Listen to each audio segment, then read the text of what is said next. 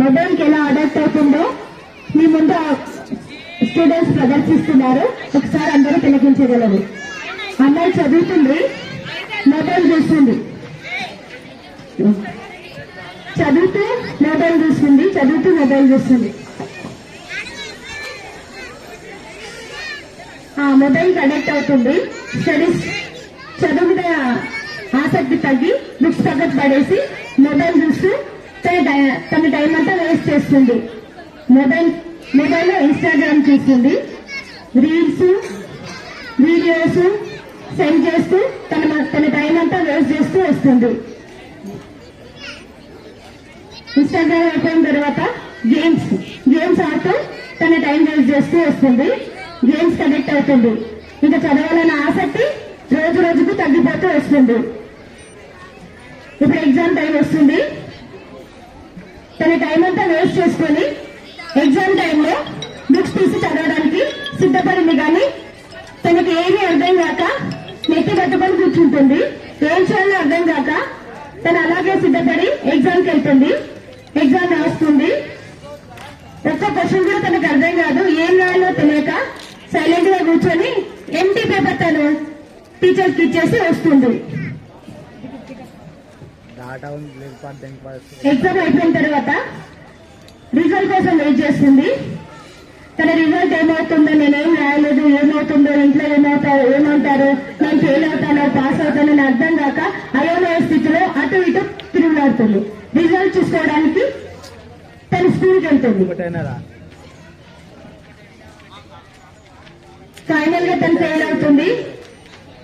Exam సరిగా రాయలేదు, fail అవుతుంది.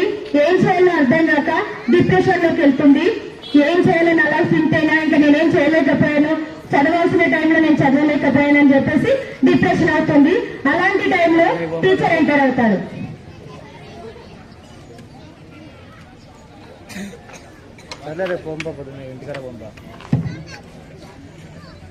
What is the reason he was failed? Did you know? Because during the exams, without reading, she used mobile, right? She was played games and used Instagram, YouTube, like these are social media. She was used. Behalf of that, she was failed. See, she is worrying now because of in future. What is the future? She don't know. She is depending on her family, her future. Then next, what is happening? These are all confusing in her mind. So, don't worry, girl. You don't worry. Better for next time. You will get good success and you will get the good marks also. Better luck for next exam. Well done. Right on. Next exam. మళ్ళీ చదవడం start చేస్తుంది. Exams కి సిద్ధపడుతుంది. ఈసారి చక్కగా చదవాలనే ఆసక్తితో కూర్చొని చదువుతుంది. Exam రాస్తుంది. అన్ని క్వశ్చన్స్ అటెంప్ట్ చేస్తుంది.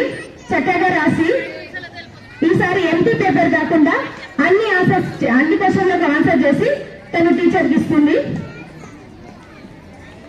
ఇప్పుడు రిజల్ట్ కోసం వెయిట్ చేస్తుంది. చాలా చక్కగా ఎగ్జామ్స్ రాశాను, నేను మంచిగా పాస్ అవుతానని చెప్పేసి వెయిట్ చేస్తూ ఉంటుంది. ఈసారి స్కూల్కి వెళ్ళి మళ్ళీ రిజల్ట్ కోసం వెళ్తుంది. అక్కడ ఇప్పుడు పాస్ అవుతుంది. తన లైఫ్ లో సక్సెస్ అవుతుంది.